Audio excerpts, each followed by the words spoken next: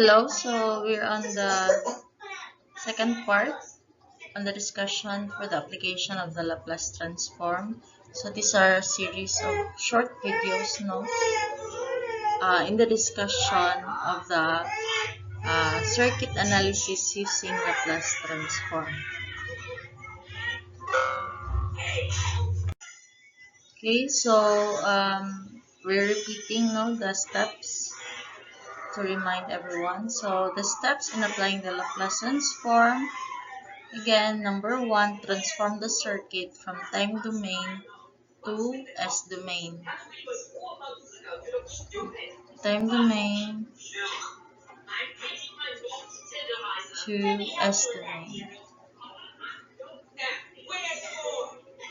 Okay, number 2, this is number 1. Number 2 is circuit analysis, or any analysis that you have learned. It can be nodal, mesh, source transform, superposition, Thevenin, and Norton. So it can also be KVL, KCL, and any type of analysis that you have learned. Okay? So circuit analysis.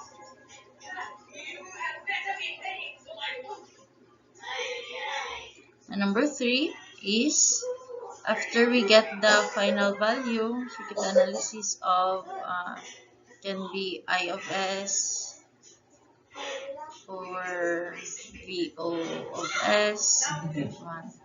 So transform S domain back to time domain.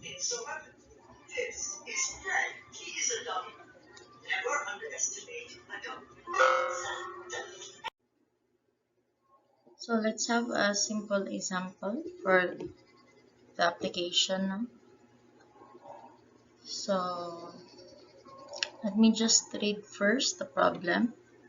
Find VO of t in the circuit. So this one is the circuit. We are going to look for this one, VO of t, assuming zero initial conditions. Okay. So first, what we're going to do is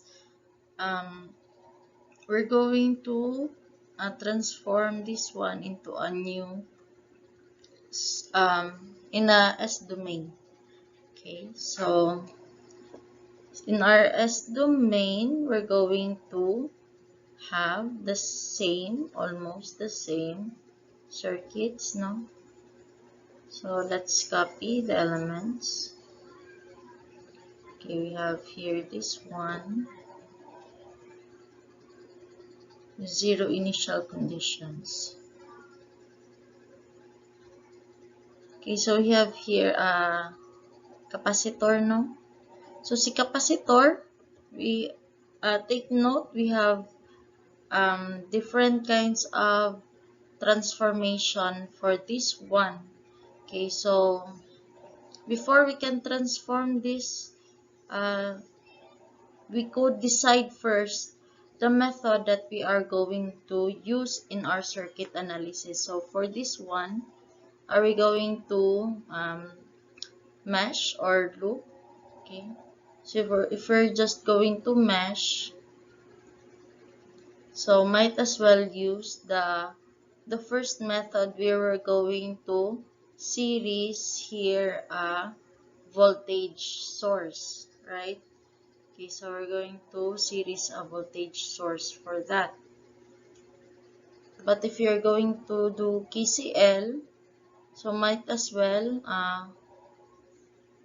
parallel a current source. Okay, let's parallel a current source if we're going to do KCL. So you may want to choose which one, which model would you want to apply here.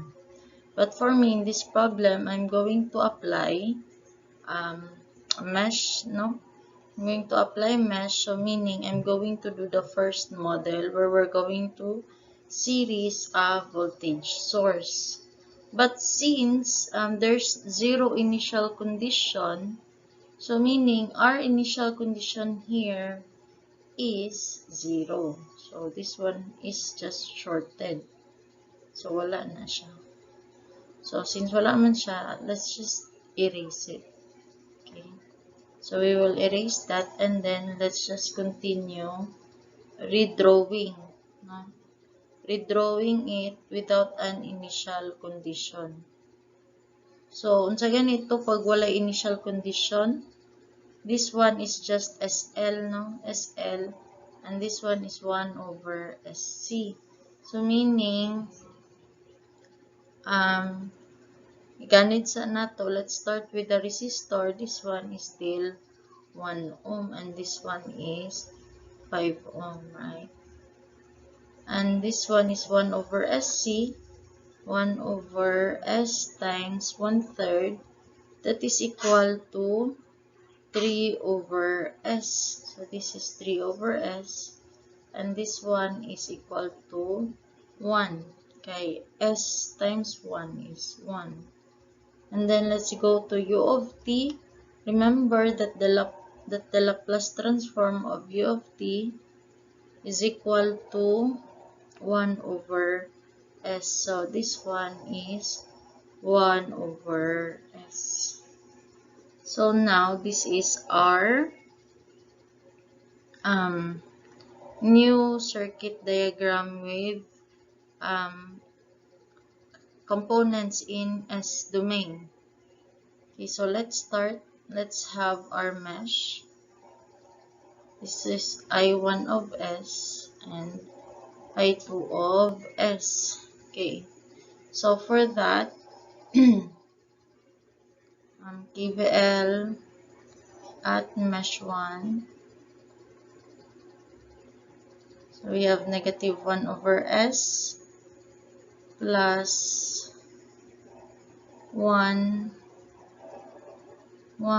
I1 of S plus 3 over S I1 of S minus I2 of S na is equal to 0. Then let's simplify. We have 1 plus 3 over S I1 of S minus 3 over S I2 of S. Itong butang parenthesis kay murag daghan na kaayo. Equal to negative 1 over S, A transpose sa PCAS, you have positive 1 over S. Okay, so that's your equation 1. Then KVL at mesh 2. We have 3 over S, I2, S minus I1 of S plus 5 plus, this one is S times 1 is S.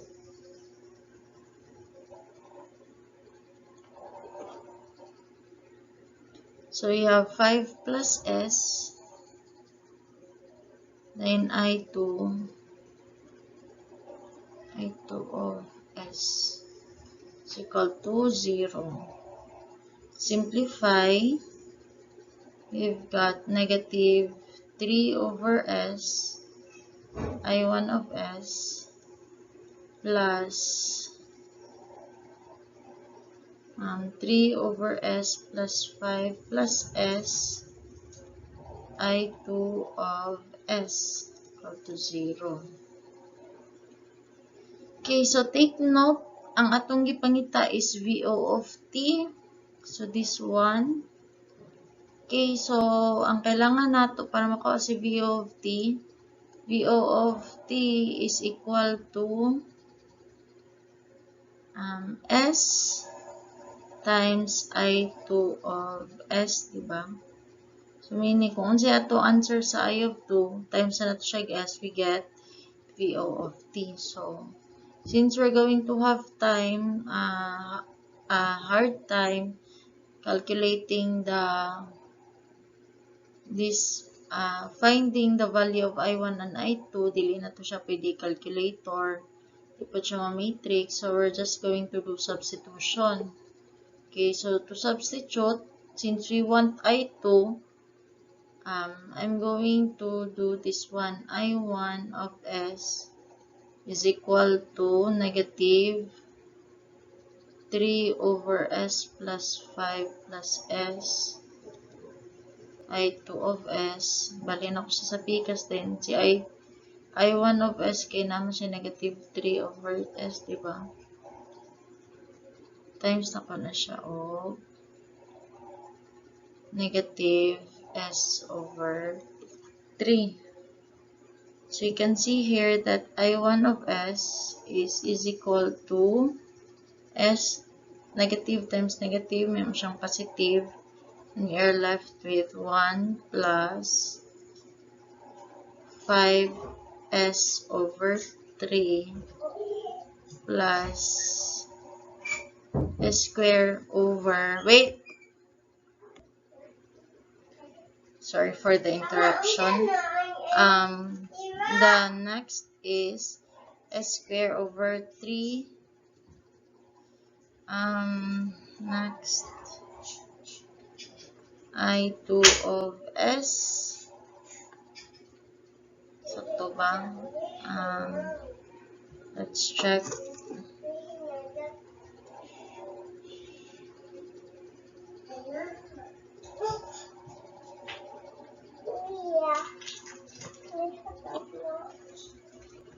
Okay, so with that, we're going to substitute it on our first equation.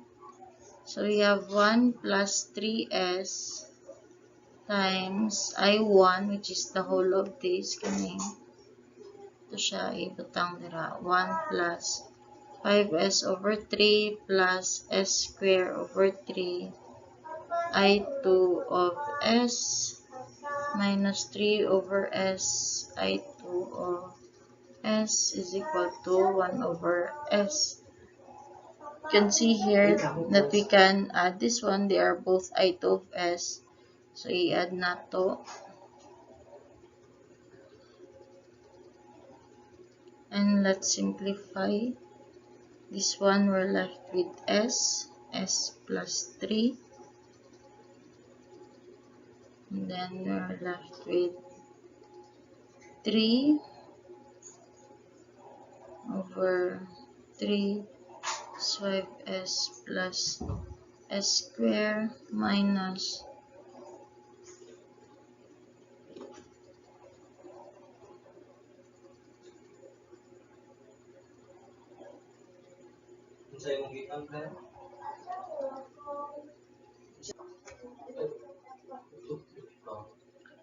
okay, 3 over S is equal to 1 over S. Okay, then let's divide that one. I2 of S is equal to 1 over S divided by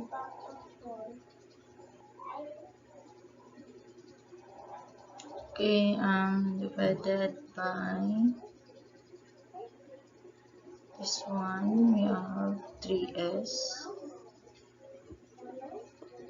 So meaning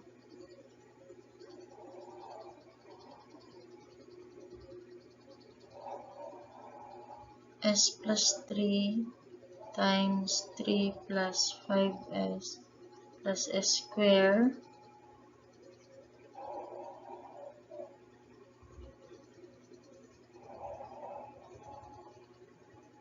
minus 9.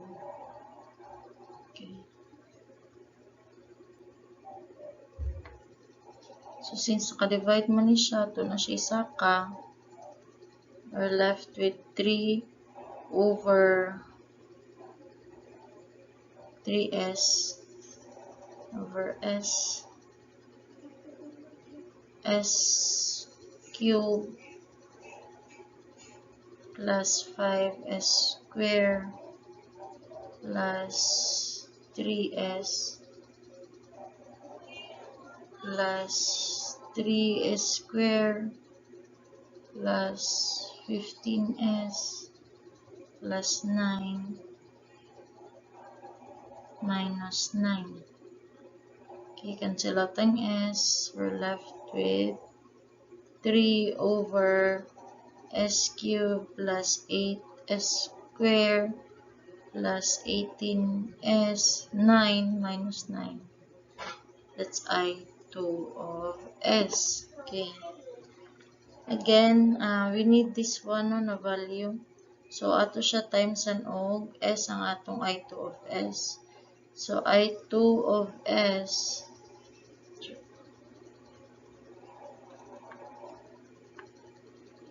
VO, this one is s. VOS. VOS. VO of s is equal to s times I2 of s is equal to 3s over kani. Gawas na tong s kay s is common to all terms, 3 terms. S squared plus 8s plus 18. Okay, now we can cancel out the s. 3 over so what we're going to do is we're going to complete the square. No? S squared plus 8s plus 16. Okay? So, 16 is katong last na term sa perfect na square, but we have 18 here, so mag plus 2 ta dira. Nato na siya parenthesis. 3 over s plus 4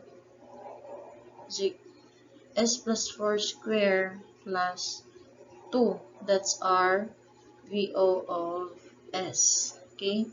Now this one is already our answer, but this is in S domain.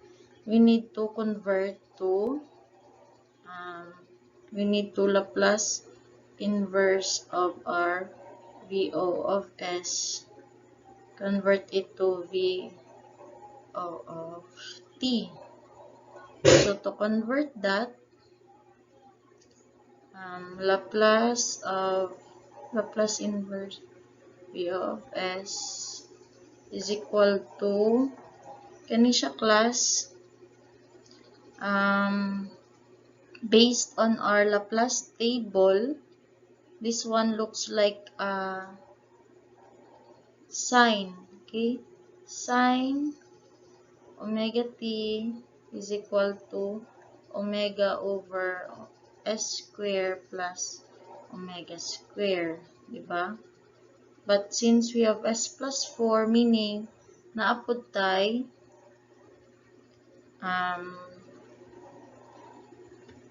I think we have that katong e to the negative at, right? So, ato na siya i-combine.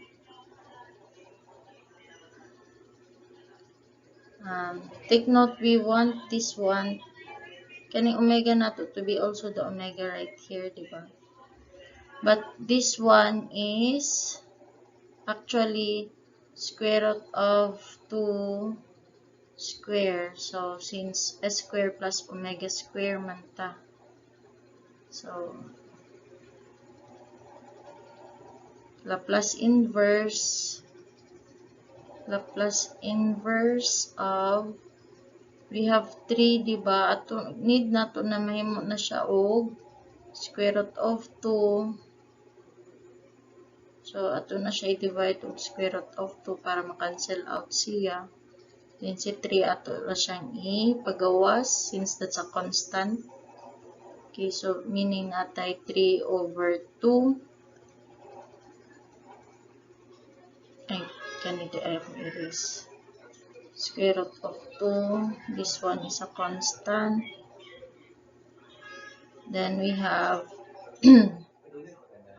s plus 4 square. S plus 4 plus square root of 2. square. So the answer to this is e to the negative 4t sine of square root of 2t. So this one is our VO of t.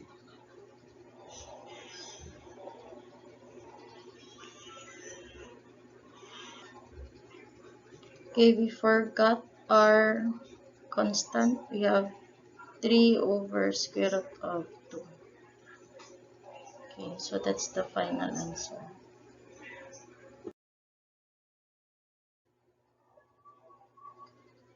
Okay, so here's another problem. Now, let's read the problem. Find the VO of t in the circuit. Okay, so VO of t is across our capacitor right here. VO of t.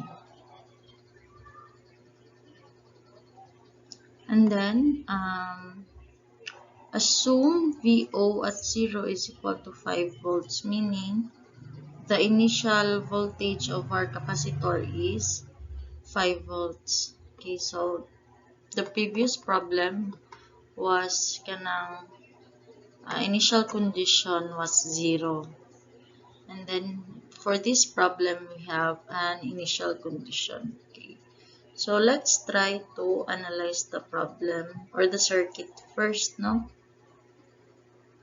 So, kaniya to ang mga other elements like sa voltage and resistors as is raman na sila ba.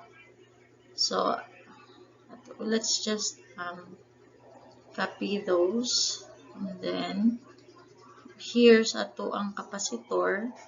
We have our impedance, no? Sa capacitor, this one. And then we have current. This. Okay. Now, before na siya ipadayon, we have this circuit right here. And para dili magbalik-balik ang ato ang solusyon, dili ta less ang error na mahimo nato and come up ta sa kanang possible answer for this one. Let's analyze the circuit first. So this is the circuit configuration, no? And since VO ang ato ang pangitaon, which is across these two nodes, I guess we can do nodal analysis for this one. Okay, daghan man kay tag loop kung mag-mesh ta. There's a lot of loop. But for KCL, there's only two nodes na mahitabo. And sa first node, to V1, this one is VO. So there's only two nodes, and the first node is already given since it is connected to a voltage source. So I think much better to use nodal analysis. And since we're going to do nodal analysis, we can try to choose the model no na atong pilion. Kung katong naabay voltage diri na connected or katubang na ay current na nakaparallel. Okay.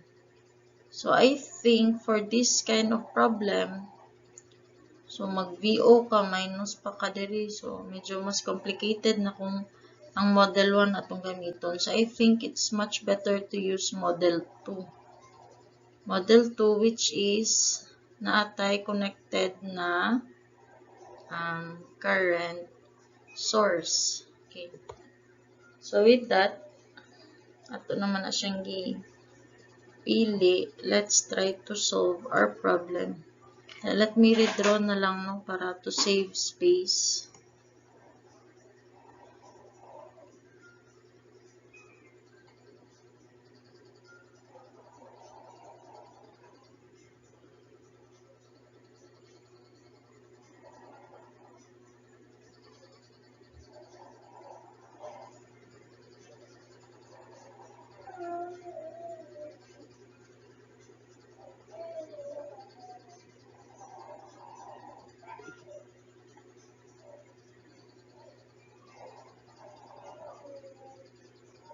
Okay, so with that,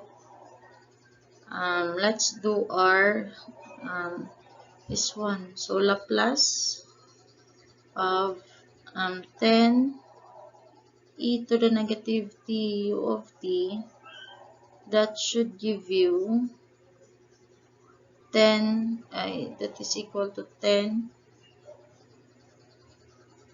over s plus 1.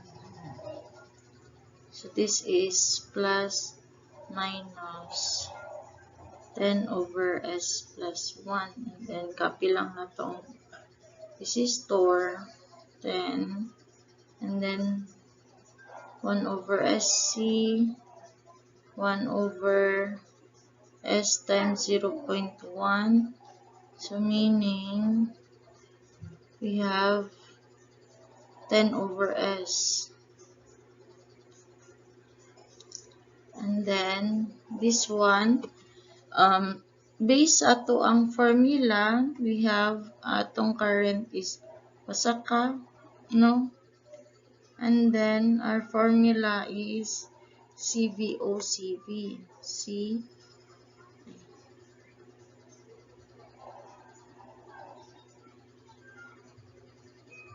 0 minus. So we have 0.1 times initial current na 5 volts.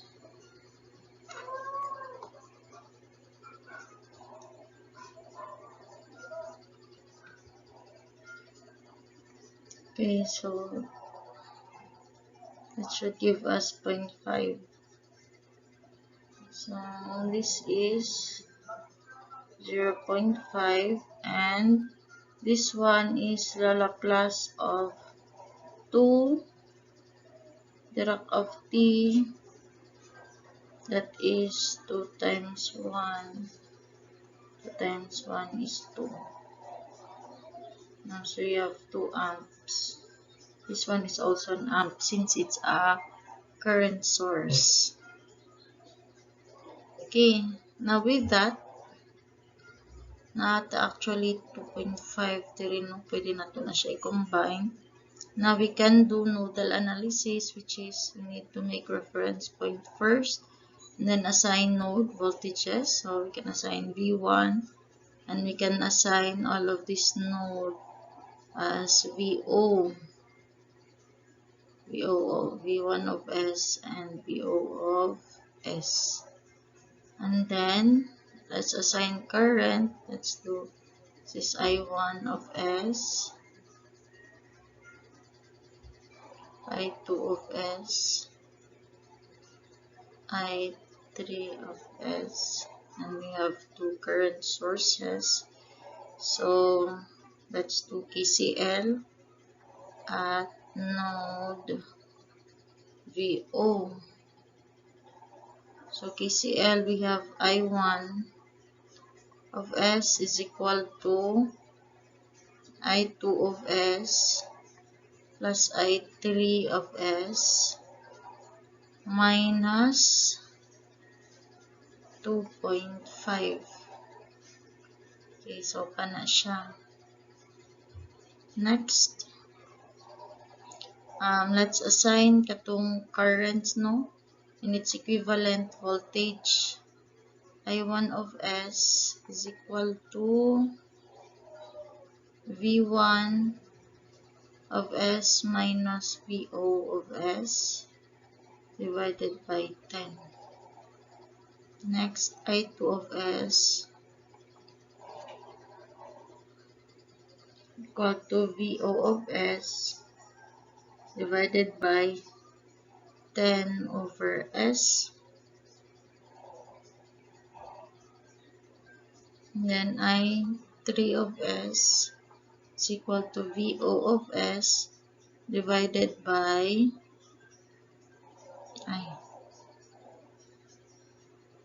this is 10 lang din. And I3 is 10 over S. Okay.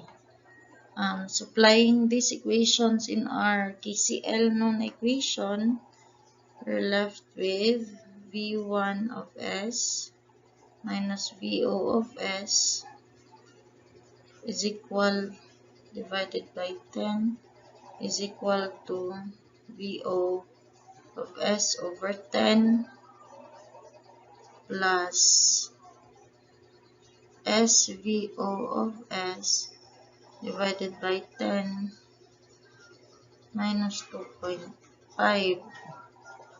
Okay, dayon, we wanted a VO, no?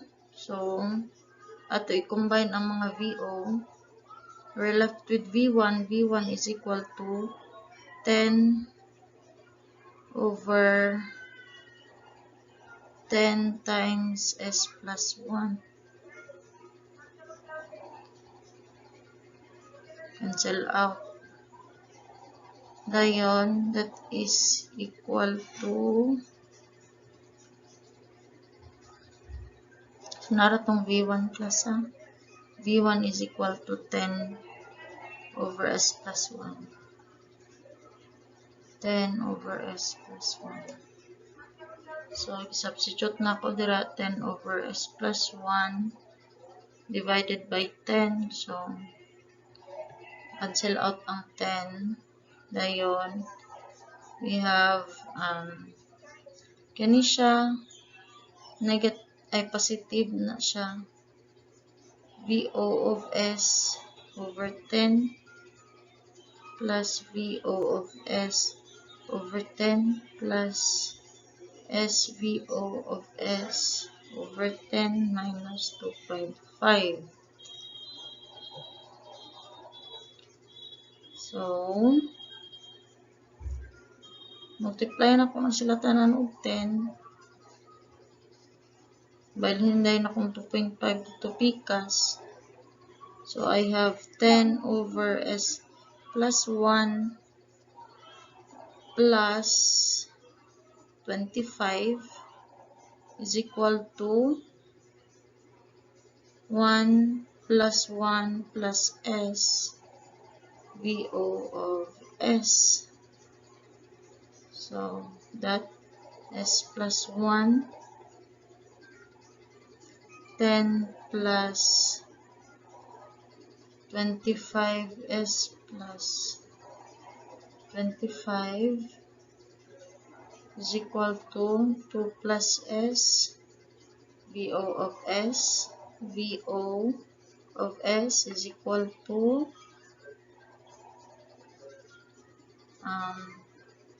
25S plus 35 divided by S plus 1 and S plus 2. Okay. So with that, we will, okay, this is now our V of S. We'll do Laplace of VO of S. So, Laplace inverse rather. Laplace inverse of V of S, that will be equal to A over S plus 1 plus B over S plus 2. That is equal to 25S plus 35 divided by S plus 1, S plus 2. Okay. Multiplying everything with S plus 1. So S plus 1, A over S plus 1 plus B over S plus 2 is equal to 25S plus 35 divided by S plus 1, S plus 2. Meaning, kani siya, cancel out ni A na lang mabilin plus B times S plus 1 is equal to 25S plus 35. Cancel out po rin S plus 1. We have left with S plus 2. Dayon, evaluate this. S is equal to negative 1. Also here, S is equal to negative 1. So, kung S is equal to negative 1 plus 1, this one becomes 0. So this one becomes 0. And this one also becomes check value.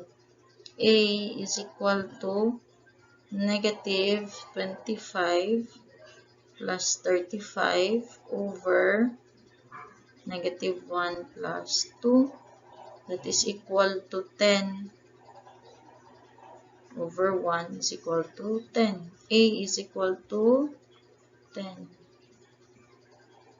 Next, multiply everything. A over s plus 1 plus b over s plus 2 is equal to 25. S is 35 divided by s plus 1, s plus 2. Multiply with s plus 2. We're left with a times s plus 2 plus b is equal to 25s plus 35 divided by s plus 1. Evaluated at s is equal to negative 2. S is equal to negative 2. This one becomes 0. B is equal to 25 times negative 2. That's negative 50 plus 35 divided by negative 2 plus 1.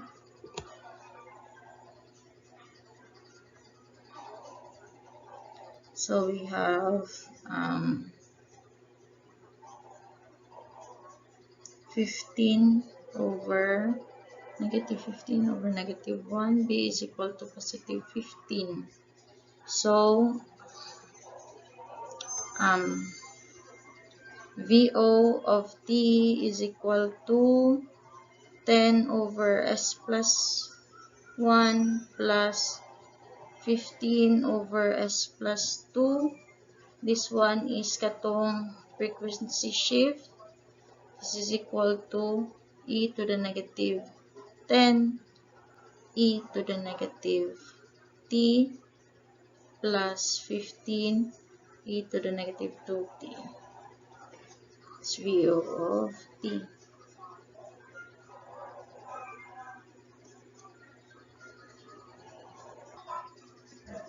Okay, to complete our answer, let's parenthesis this one with U of t and then volts.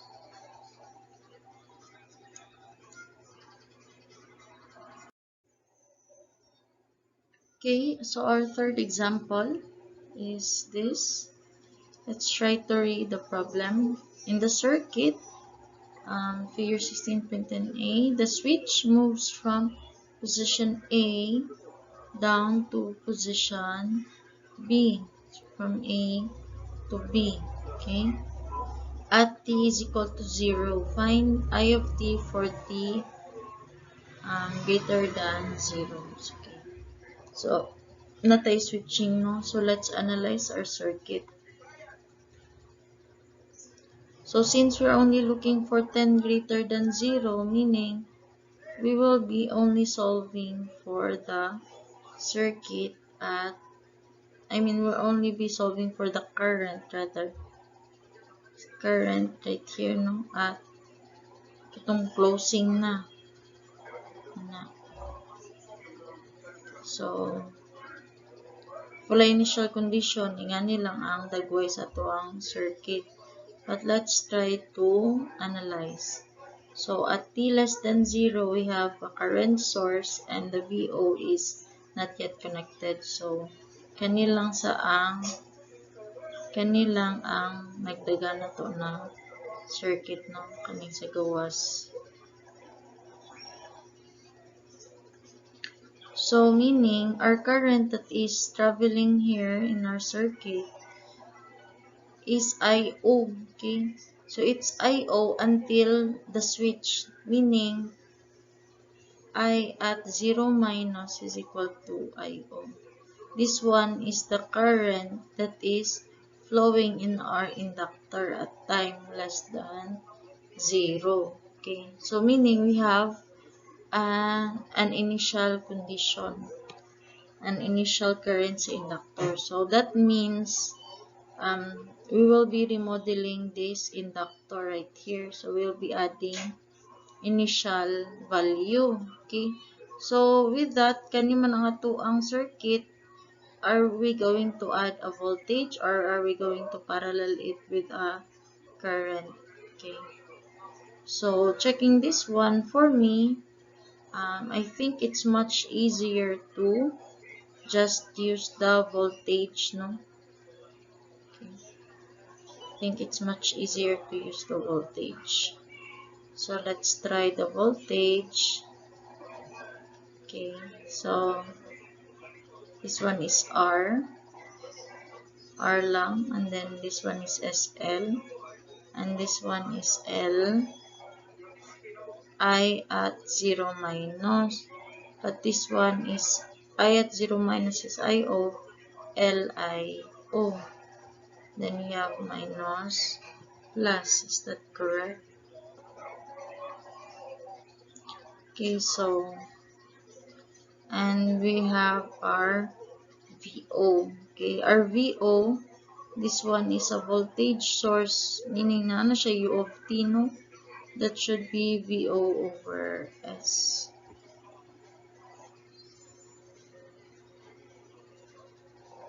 Okay, so with that, let's solve for our circuit, no? Let's do mesh I of S. So negative VO of S plus R I of S plus SL minus LIO equal to 0. I of S again. So I of S combine R plus SL is equal to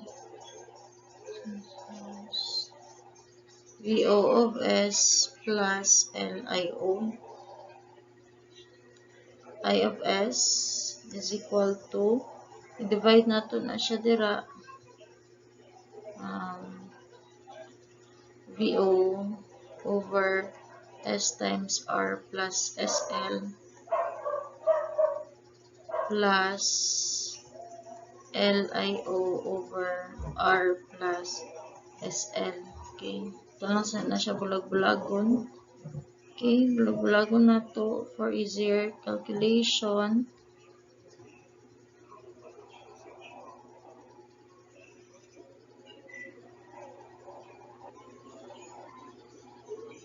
Okay, so this one we have two factors right here. So let's do A over S plus B over SL plus R plus LIO over SL plus R.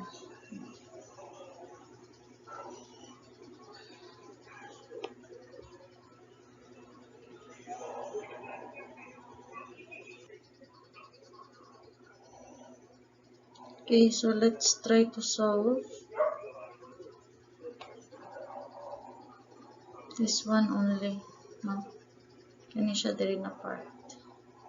So this part here is A over S plus B over SL plus R is equal to VO over S times SL plus R.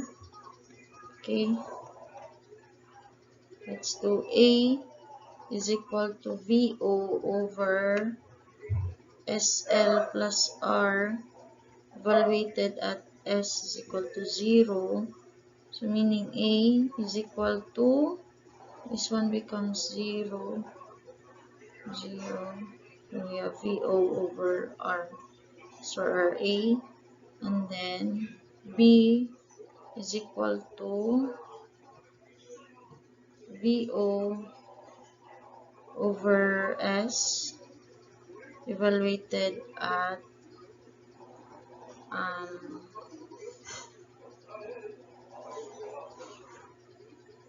S is equal to negative R over L.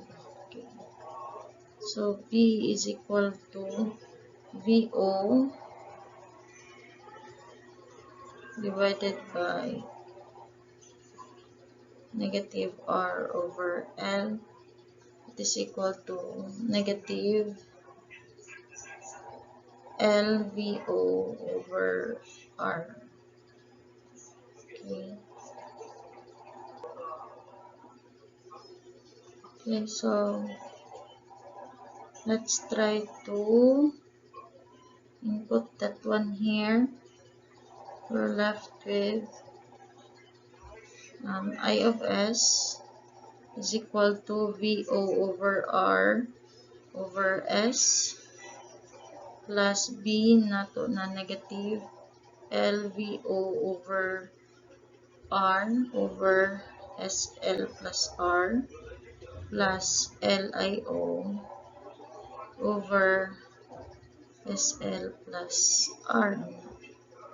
And this one, these two, I think we can combine. They both have the same denominator. Okay. So we have VO over R times 1 over S. And then let's take out our L now. Let's take out our L minus, they both have L right here, so VO over R plus IO divided by, ang L ay gawas po nato, we're left with S plus R over L. No. And then cancel out ang L. Wait lang, negative. So this one should be negative. Negative. So I over S, VO over R. Let's just copy first. 1 over S. Minus, cancel out ang L. We're left with, kani siya, this one right here is a constant. So VO over R minus IO 1 over S plus R over L. Okay. Now let's Laplace inverse I of S. We're left with this one, VO over R, that's U of T, minus kani VO over R minus IO. This one is E to the negative R over L T, U of T amps.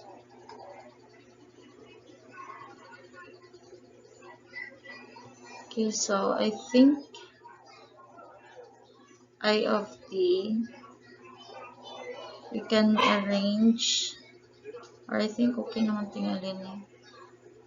So I of T is equal to VO over R minus VO over R. Okay.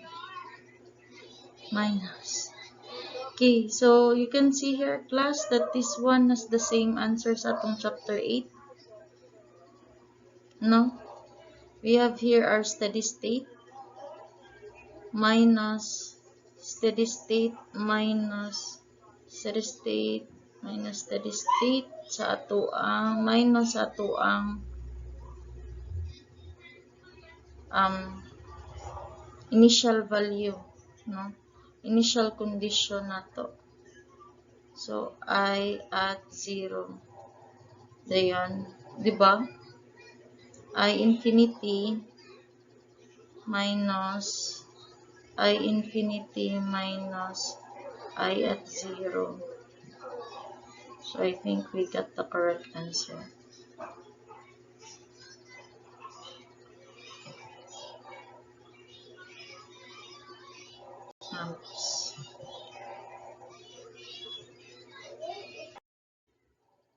Okay, so this is the end of the second part of our application of Laplace transform to circuit analysis. So stay tuned for more examples and the other parts of this um, lecture series. Thank you.